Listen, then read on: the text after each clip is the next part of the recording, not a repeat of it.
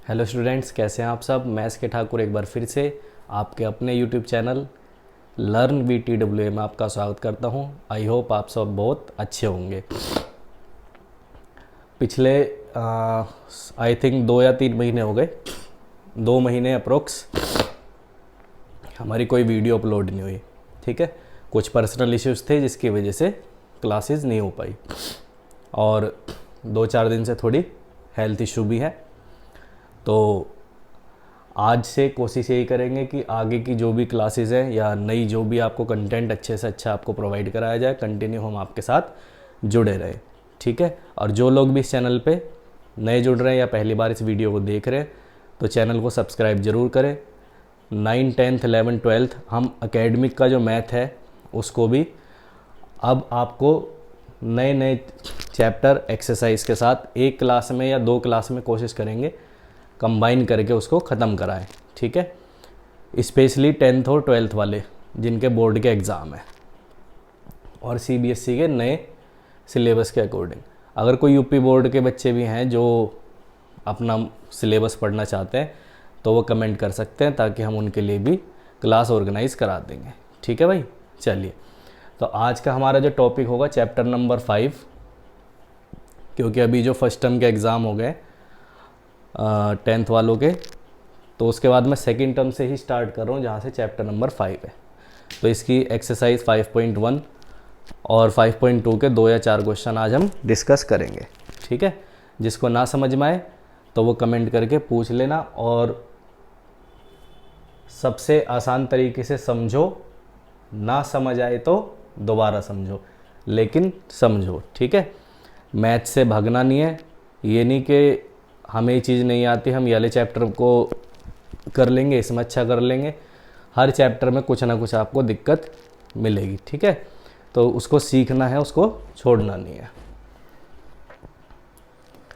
तो आज का जो हमारा टॉपिक होगा वो होगा अर्थमेटिक प्रोग्रेशन। अर्थमेटिक प्रोग्रेशन एक बहुत ही सिंपल और आसान चैप्टर है, लेकिन बहुत से बच्चों को इसमें बहुत ज़्यादा दिक्कत आती है। लेकिन आज के बाद ये दिक्कत नहीं आएगी। आप ध्यान से इसको, बस जो मैं बता रहा हूँ उसको आपको समझना है। देखिए भाई, एक सीक्वेंस सीरीज़ होती है। जैसे मैंने लिखा नंबर 2, देन इसके बाद लिखा मैंने 5, फिर लिखा 8, फिर इसके बाद 11, और इस तरीके से ये हमारी एक सीक्वेंस सीरीज चल रही है। तो आपको यहाँ पे ऑब्जर्व करना है, सिर्फ छोटी सी एक बात ऑब्जर्व करनी है कि इसके अंदर क्या पैटर्न फॉलो किया जा रहा। तो यहाँ पर क्या हो रहा है, +3 और +3। इसी तरीके से मैं एक चीज़ और लिखूँ, 5, 7, 9, 11 एंड, तो यहाँ पर क्या हो रहा है, +2, +2, +2। एक यहाँ पर मैं एक सीरीज़ और लिखता हूँ, जैसे मैंने लिखा 16, देन 12, फिर इसके बाद 8, फिर 4, फिर 0, और इस तरीके से कंटिन्यू होगा। तो यहाँ से क्या पैटर्न समझ में आया कि -4, फिर -4, देन फिर -4, और फिर इसमें से -4। तो यहाँ से आप एक चीज़ नोटिस करोगे कि AP की जो सीक्वेंस होती है, ठीक है, AP की जो सीक्वेंस है वो किसी एक नंबर या प्लस या माइनस के अकॉर्डिंग आगे बढ़ेगी। या तो उसमें कोई एक फिक्स वैल्यू जो होगी इंटीजर की, पॉजिटिव और नेगेटिव, वो ऐड हो रही होगी या माइनस हो रही होगी। जैसे इस सीक्वेंस में, इस सीरीज़ में क्या है, +3, +3, +3। इसमें क्या है, +2, +2, +2। यह -4, -4, -4। ठीक है, इतनी सी सिंपल सी बात होती है। ये एक किसी अर्थमेटिक प्रोग्रेशन को आइडेंटिफाई करने के लिए पहचान है, यानी कि इसमें पैटर्न जो है सेम होना चाहिए। जैसे एक सीरीज़ में अभी आपके सामने लिखो, यहाँ मैंने लिखा 200, फिर इसके बाद लिखा 205, फिर लिखा 210, और 200 मैंने लिखा फिर यहाँ पर 20। तो अब अगर आपसे ये पूछा जाए कि एक AP है या नहीं, तो आप देखो यहाँ पे क्या प्लस हुआ, +5, यहाँ क्या ऐड हुआ, +5, लेकिन यहाँ पर क्या ऐड हो रहा है, +10। तो इसका मतलब एक फिक्स वैल्यू उसके अंदर ऐड नहीं हो रही। यहाँ 5 हो रहा है, यहाँ 5 हो रहा है, और यहाँ पर कितना ऐड हुआ, 10। तो ये एक AP नहीं है, यानी कि एक अर्थमेटिक प्रोग्रेशन में नहीं है। क्लियर है? तो ये इतनी सी सिंपल इतनी सिंपल सी ये बात है। चलो अब इसी के ऊपर जो इसकी एक्सरसाइज है, एक्सरसाइज 5.1, उसका question number 1, in which of the following situation does the list number involved make as arithmetic progression and why. इनमें से कौन सी जो ये सिचुएशंस दे रखी है अर्थमेटिक प्रोग्रेशन में है और कौन सी नहीं है। तो पहली सिचुएशन पढ़ो, the taxi fare after each kilometre when the fair is ₹15 for the first kilometre and ₹8 for each additional kilometre. देखिए भाई, एक टैक्सी का किराया जो है पहले किलोमीटर के लिए 15 रुपये है। कितना है? 15 रुपये, यानी कि एक फिक्स किराया है उसका 15 रुपये फॉर फर्स्ट किलोमीटर। लेकिन उसके बाद जब 1 किलोमीटर टैक्सी ट्रेवल कर लेगी, उसके बाद जैसे दूसरा किलोमीटर चालू होगा तो उस पर 8 रुपये बढ़ जाएंगे, फिर तीसरे किलोमीटर पे फिर 8 रुपये बढ़ जाएंगे, फिर फोर्थ पे फिर 8। तो इस तरीके से चलेगा, यानी कि मैं कह सकता हूँ कि पहले किलोमीटर पे कितना हुआ, 15, फिर इसके बाद से +8 होगा, उसको क्या बोलेंगे, ये हो जाएगा 23, फिर इसमें 8 ऐड होगा, उसके बाद 31। तो इस तरीके से ये चलेगी। लेकिन AP को लिखने का एक तरीका होता है ना, तो उस तरीके को मैं सिखाता हूँ। वो तरीका क्या है? तो पहले उसको बोलते हैं हम A1, फिर दूसरा हमारा होता है A2, फिर इसके बाद होता है A3, इसके बाद A4, और इस तरीके से AN तक, यानी कि नंबर ऑफ टर्म जितनी भी हो वहाँ तक चलेगा। क्लियर? फिर हम A1 को हम A लिखते हैं, A2 को हम लिखते हैं A+D, फिर A3 को लिखते हैं A+, जितना नंबर है उसमें से एक कम करके 2D, A4 को हम लिखते हैं A+, 4 है तो यहाँ क्या कर देंगे, 3, और इस तरीके से ये चलेगा N-1D तक, N-1D तक। क्लियर है? अच्छा, अब जो हमारी ये सिचुएशन है जो हमने भी डायरेक्ट लिखी थी, उसको इसी फॉर्म में देखो कैसे लिखा जाएगा। कह रहा फर्स्ट किलोमीटर के लिए 15, यानी कि ये हमारी A की वैल्यू हो गई 15। कह रहा हर किलोमीटर पर 8 रुपये बढ़ जाएंगे, हर किलोमीटर पर 8 रुपये बढ़ जाएंगे। तो ये 8 रुपये जो हर किलोमीटर पे एडिशन होगा, यही हमारा है क्या, डिफरेंस, यानी D, जिसकी वैल्यू है 8। तो अब इस सीरीज़ में लिखो तो A क्या होगा, 15, और A+D यानी 15 + 8, ये हो जाएगा 23। इसके बाद है A+2D, तो 2 × D, D की वैल्यू है 8, 8 2 जा 16, 16 + 15 इसमें ऐड करोगे 31। तो इस तरीके से चलेगा। तो आप मुझे ये बताओ अब यहाँ पर कि क्या ये एक AP है या नहीं है। तो ये बिल्कुल एक AP बनेगी, क्योंकि हर किलोमीटर पर कितना एडिशन होगा, 8 का।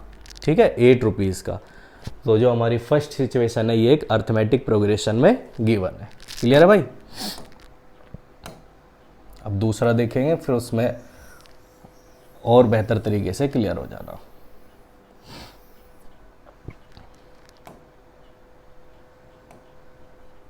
देखिए, the amount of air present in a cylinder when a vacuum pump removes 1/4 of the air remaining in the cylinder at a time। एक गैस सिलेंडर में जितनी एयर है, ठीक है, जितनी गैस है, उसमें से हर बार 1/4 जो पंप हम उसमें करेंगे तो 1/4 एयर जो है उसमें से रिमूव हो जाएगा। तो अगर मैं ये मान लूँ कि स्टार्टिंग में यानी कि A जो है 1 होगा, A क्या होगा, 1, तो जो इसका डिफरेंस होगा वो कितना हो जाएगा, -1/4। ठीक है, यानी कि हर बार -1/4 उसमें से रिमूव हो जाएगा। तो ये होगा a, फिर AP में अगर इसको लिखेंगे तो a + d, ये हो गया a + 2d, a + 3d। ये 4 टर्म तक आप इसको लिखो ऐसे। तो a को लिखोगे आप 1 और d कितना होगा -1/4। इसी तरीके से यहाँ पर भी -1/4, -1/4। ठीक है भाई।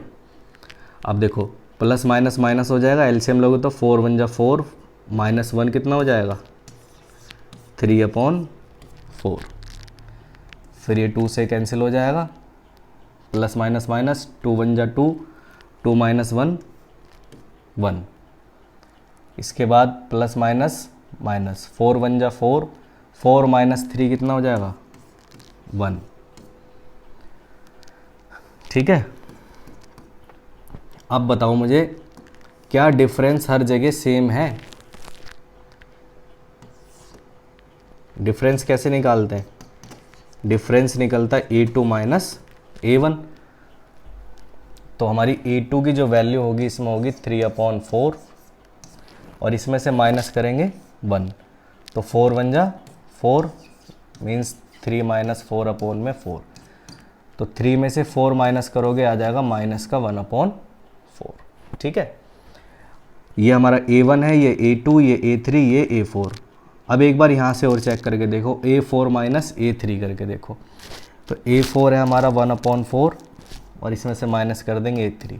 तो 4 × 1 = 4, 1 - 4 हो गया -3/4।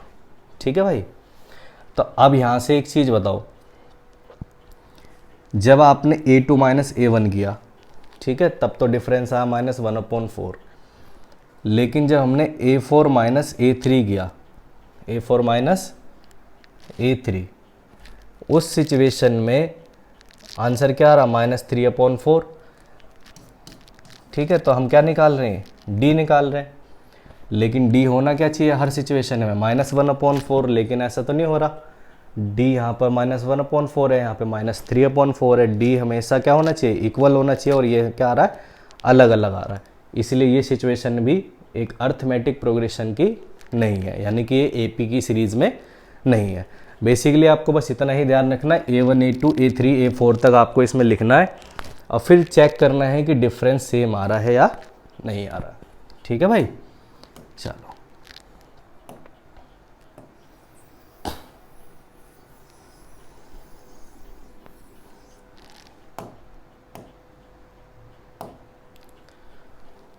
Third, the cost of digging a well after every meter of digging, when it cost ₹150 for the first meter and rise by 50 for each subsequent meter। एक कुआं खोदा जा रहा है, तो जब हम उसका पहले 1 मीटर तक खुदाई होगी तो उसका चार्ज होगा ₹150, 150 रुपीज़।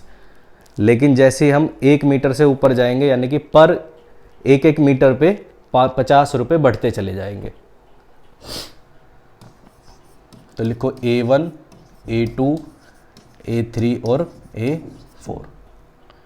तो फर्स्ट मीटर पे कितना क्या रहा 150, और फिर इसके बाद हर बार कितना बढ़ जाएगा 50 रुपये। तो A1 को हम लिखते हैं A, A2 को लिखते हैं A + D, A3 को लिखते हैं A + 2D और A4 को लिखते हैं A + 3D। तो पहले मीटर पे कितना है 150 रुपये, तो A की वैल्यू 150 होगी। D हर बार कितना बढ़ेगा 50 रुपये,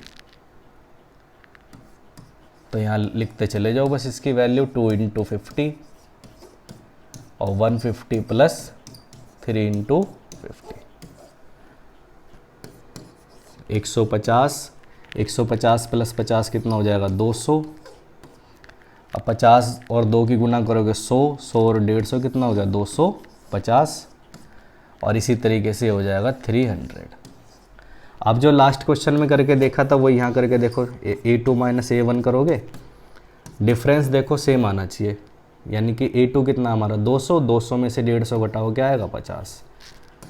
फिर कोई भी दो नंबर इसमें से जैसे ये वाले उठा लिए हमने, A4 माइनस A3, ये हो जाएगा 300 माइनस 250, तो यहाँ पर भी क्या है 50। तो डिफरेंस सब जगह सेम आ रहा है, यहाँ भी 50 यहाँ भी 50, इन दोनों में चेक करोगे तो यहाँ भी 50। तो जहाँ पर डिफरेंस जो है सेम आ रहा है तो वो क्या होगी, AP की सिचुएशन बनेगी। क्लियर है? चलिए भाई, तो ये बहुत बेसिक सी चीज़ें हैं जो आपको सिर्फ और सिर्फ एक्सरसाइज में किताब में भी इसीलिए दी गई है कि बस आपको ये समझना है कि AP होती क्या है, कैसे बनती है। बाकी ये पेपर वगैरह में आने वाले सवाल नहीं है, ठीक है। इसका कोई लॉजिक भी नहीं बनता पेपर में पूछने का, बहुत सिंपल सी बात है। अब जैसे ये वाला है, इसको हम देखते ही बिना लिखे भी इसके आंसर दे सकते हैं। The amount of money in the account every year when ₹10,000 is deposited at compound interest at 8% per annum. देखो कंपाउंड इंटरेस्ट वर्ड जैसे आ जाए इस AP में तो वो तो बिल्कुल भी AP बनना पॉसिबल ही नहीं है। क्यों? क्योंकि उसमें हर बार प्रिंसिपल क्या होगा, चेंज हो जाना, ठीक है। और जब हर बार प्रिंसिपल अमाउंट चेंज होता चला जाएगा, प्रिंसिपल अमाउंट इसमें मान के चलो जो वैल्यू है A है ना, जो शुरुआत की वैल्यू होती है जिसको हम A बोलते हैं, तो वही अमाउंट हर बार जब चेंज होगा, अगर आपका A की वैल्यू ही हर बार बदल जाएगी तो सीधी सी बात है वो AP नहीं बनेगी। क्लियर? क्वेश्चन नंबर 2, तेरा right first 4 term of AP, ठीक है। इसमें से एक या दो मैं बताऊंगा, बाकी आप लोग खुद करना। पहले 4 टर्म लिखना है, तो पहले 4 टर्म क्या होंगे, एक A1 होगा, A2, A3 एंड A4। आपको वैल्यू गिवन है, A कितना है 10 और D कितना है, ये भी 10 है। तो A1 को क्या लिखते हैं A, A2 को लिखा जाता है A प्लस D, A3 को लिखा जाता है A प्लस 2D और A4 को लिखते हैं A प्लस 3D। तो A की वैल्यू हो गई 10, यहाँ भी 10 आ जाएगा और D की वैल्यू 10 हो जाएगी। 2 इंटू में 10, 10 प्लस 3 इंटू 10, तो देखो 10 प्लस 10 कितना हो गया 20, 10 इंटू 2 20, 20 प्लस 10 30 और उधर हो जाएगा 40। तो ये पहले 4 टर्म आ गए इस AP के। क्लियर है बहुत आसान सी चीज़। अब इसमें से एक सवाल और बताता हूँ, उसके बाद आप लोग खुद से करना है इसको ट्राई, ठीक है। देखो A plus D, A plus 2D और A प्लस 3D, ये 4 टर्म हो गए। पहला टर्म कितना है 4 और D कितना है -3, तो यहाँ लिखो ऐसे ब्रैकेट में -3। A की वैल्यू 4, 2 इंटू में -3, फिर इसके बाद 4 प्लस 3 और -3। क्लियर? प्लस माइनस माइनस, तो माइनस का 3 होगा तो 4 माइनस 3 कितना आएगा भाई 1, plus minus minus 3 into 6 minus का 6, तो 4 में से -6 जाएगा तो माइनस का 2 आ जाएगा। यहाँ भी सेम यही होगा, 3 3 ज़ा 9, माइनस का 9, 4 में से -9 जाएगा तो माइनस का 5। तो ये 4 टर्म किसी AP के बन जाएंगे। क्लियर है? तो बहुत सिंपल सी चीज़ है, ठीक है, बहुत आसान सी चीज़ है, लेकिन आगे इसमें अच्छे खासे सवाल होंगे, ठीक है। और इसके ऊपर आपके फाइनल एग्ज़ाम जो अब होंगे 3 से 4 महीने बाद, उसमें ठीक ठाक लेवल के क्वेश्चन आपसे पूछे जाएंगे। अभी तो सिर्फ ये एक छोटी सी चीज़ है।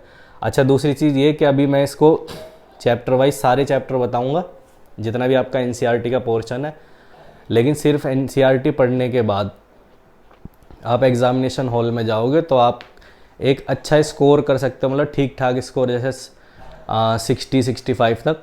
लेकिन अगर आपको 95% 100 में से 95 प्लस मार्क्स करने हैं तो उसके लिए आपको थोड़ा सा एक्स्ट्रा एफर्ट लगाना पड़ेगा, बहुत ज़्यादा एक्स्ट्रा एफर्ट नहीं। जैसे बच्चे आजकल RD शर्मा और इस टाइप की चीज़ें पढ़ते हैं तो उतना ज़्यादा जाने की ज़रूरत नहीं है, अब एग्ज़ाम का उतना लेवल नहीं आता, ठीक है भाई। और ना ही आर डी शर्मा को पूरा पढ़ना पॉसिबल होता, तो उन चक्करों में ना पढ़ना।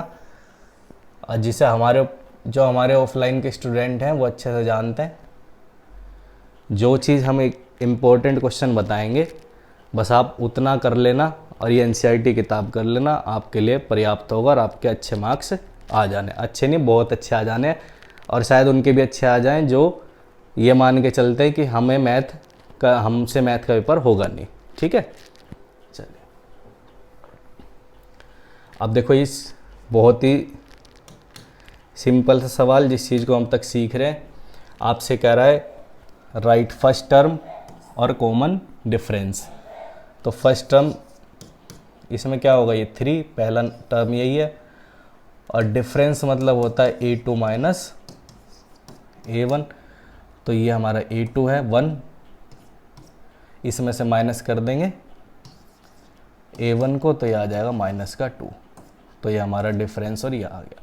ठीक है भाई, स्कोर देख लो बस, उसके बाद अपना आप कर लेना। ये हो जाएगा 1/3 और यहाँ से D हो गया A2 माइनस A1, तो A2 की वैल्यू कितनी है 5/3, इसमें से माइनस कर देंगे 1/3, तो डिनोमिनेटर सेम है, तो 5 - 1 कितना हो जाएगा 4/3। क्लियर? अब इतनी चीज़ें तो आपको आती होंगी LCM HCF, अगर किसी को नहीं आती तो वो भी बच्चा बता देना कमेंट करके, उसे भी सिखा देंगे फिर।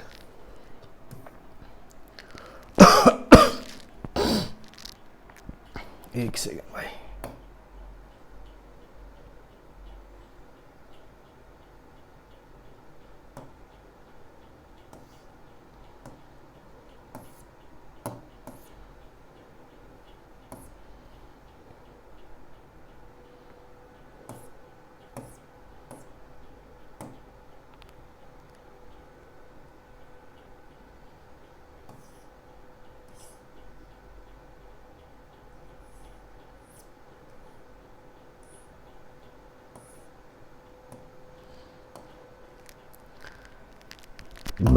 चलिए भाई अब हम चलते हैं सीधा एक्सरसाइज 5.2 पर। ठीक है, 5.1 में बस एक इंट्रोडक्शन टाइप चीज़ें हैं कि AP क्या होती है, डिफरेंस क्या होता है, A2 माइनस A1 कैसे लिखा जाएगा, A1 A2 A3 A4 को किस तरीके से लिखते हैं, बस ये चीज़ आपने सीख ली। अब हम चलते हैं 5.2। अब यहाँ से जो भी क्वेश्चंस होंगे ये एग्ज़ाम में आने वाले सवाल होते हैं। ठीक है, मतलब इनके बेस्ड क्वेश्चन आते हैं। जैसे बस इस एक्सरसाइज में मैं आपको एक चीज़ छोटी समझाऊंगा।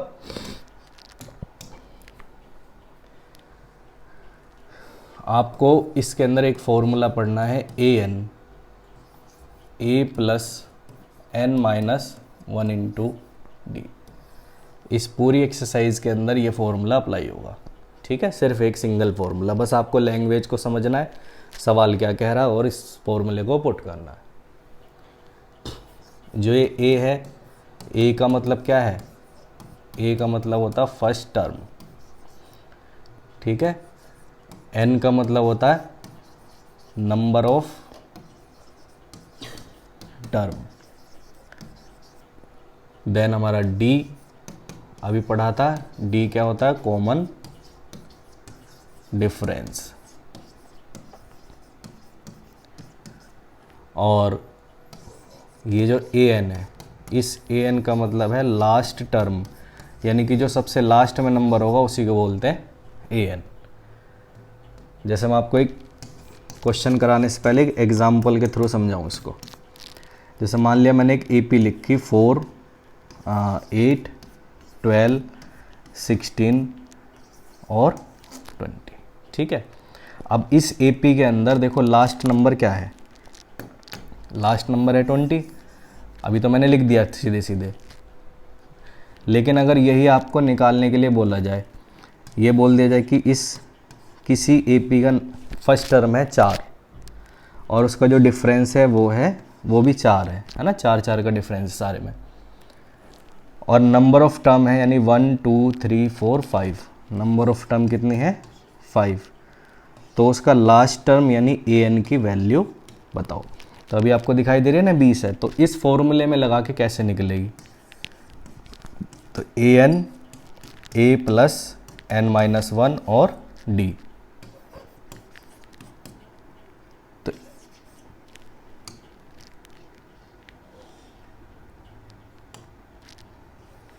एन की जगह क्या आ जाएगा, कितने एन की वैल्यू है 5 और ए की जगह आ जाएगा 4 और 5 माइनस 1, तो यहाँ से ये आ जाएगा 4, 5 माइनस 1 4, 4 इंटू 4 कितना हो जाएगा 16 और 16 प्लस 4 कितना हो जाएगा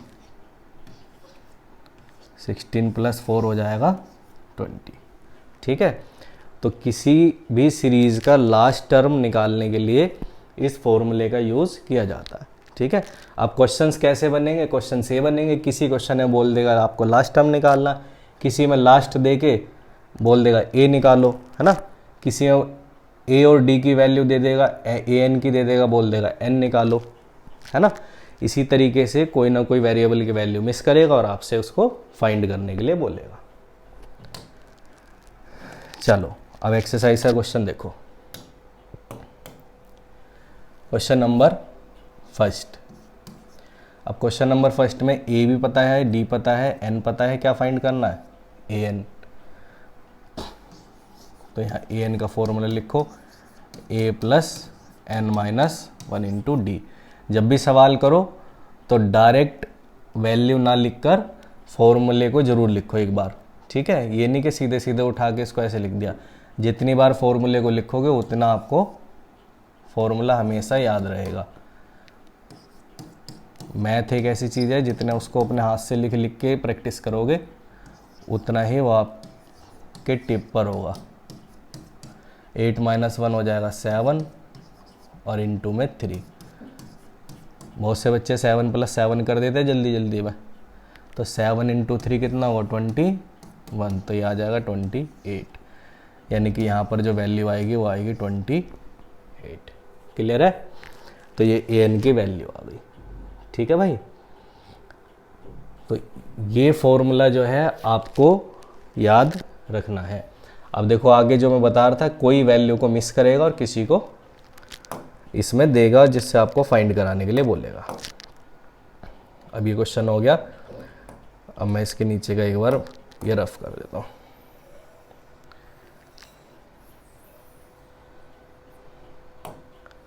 ठीक है, अब चलो ये वाला क्वेश्चन बता देता हूँ, बाकी के आप खुद ट्राई करना फिर।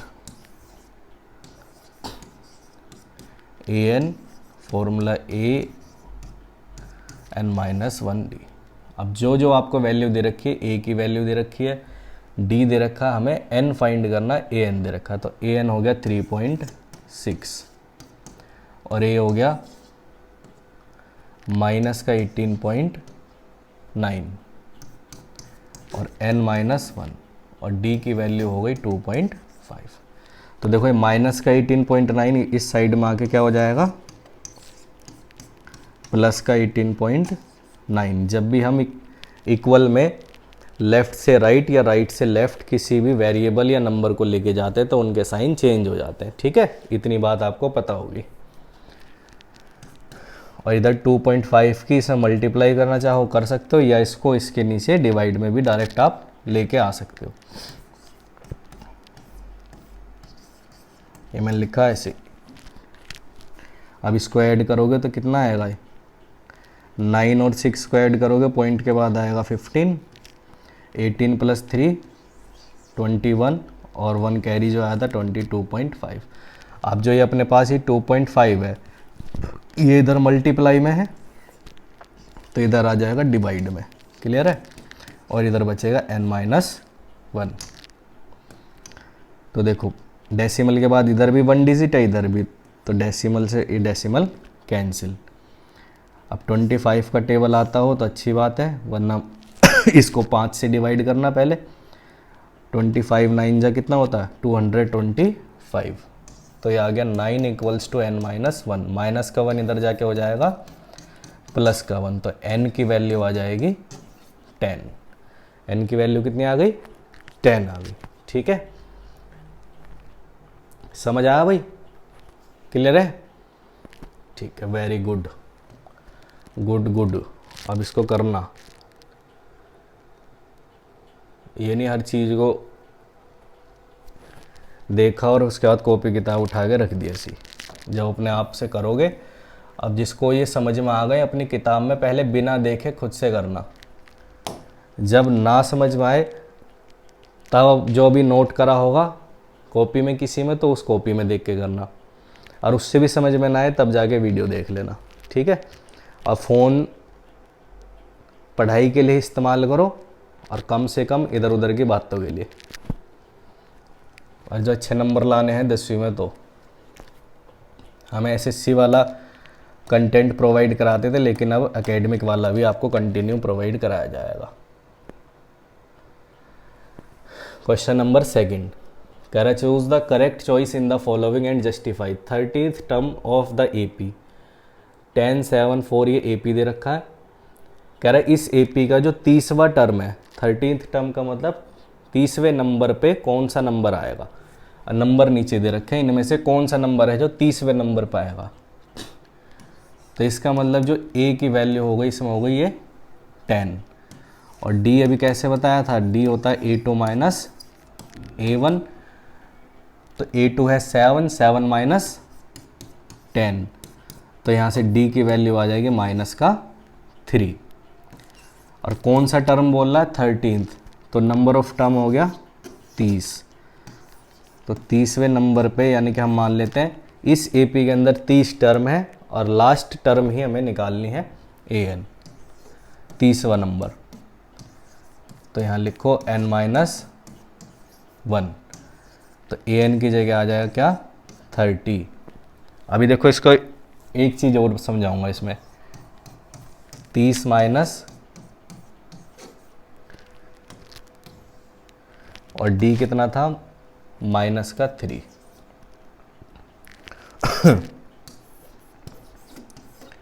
तो ये आ जाएगा 10, 30 में से एक जाएगा 29 और मल्टीप्लाई बाय -3, तो प्लस माइनस 29 इंटू 3 कर दोगे आ जाएगा 87। तो -87 में से प्लस का 10 माइनस करोगे -77। तो ऑप्शन नंबर सी इसका करेक्ट आंसर हो जाएगा। अब देखो इसने जैसे 13th टर्म बोला था, तो ये जो फॉर्मूला हम लिखते हैं तो इसको हम डायरेक्ट अगर ऐसे लिखें A30, तो इसको हम क्या लिखेंगे A प्लस इसमें से एक कम करके 29D, ठीक है। तो जो ये मैंने शुरू में भी बताया था A1, A2, A3, A4, A5 को लिखने का जो तरीका था कि एक नंबर लेस करके लिखते हैं, वो इसी फॉर्मूले से बनता, ठीक है भाई। चलिए अब इसके आगे का नेक्स्ट वीडियो जो आएगी उसके अंदर कोशिश करूँगा सारे के सारे सवाल उसी एक वीडियो में कंप्लीट करा दूँ, ठीक है। और इतना जितना अगर किसी बच्चे को इतना समझ में आ गया होगा तो इसके आगे के सवाल भी वो अच्छे से कर पाएगा।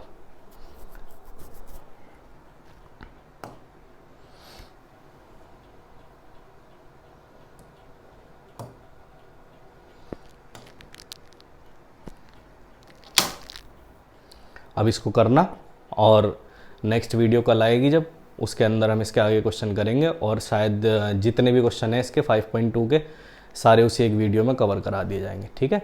चैप्टर वाइज आपका ये जो 10th का सिलेबस इसी तरीके से चलेगा। और भी अगर कोई ऐसा बच्चा देख रहा हो जो 11th, 12th, 9th में हो, तो वो भी अपनी ख्वाहिश बता सकता है कि उसको इस सब्जेक्ट में, इस चैप्टर में दिक्कत है, तो उसको भी मैं ज़रूर करवा दूँगा और बेहतर तरीके से करा दूँगा, ठीक है भाई। बस मन लगा के पढ़ते रहो और चैनल को सब्सक्राइब कर देना, वीडियो को शेयर कर देना, थोड़ी सी मेरी भी हेल्प कर देना, फिर मैं आपकी बहुत ज़्यादा हेल्प करूँगा, ठीक है। चलिए बाय।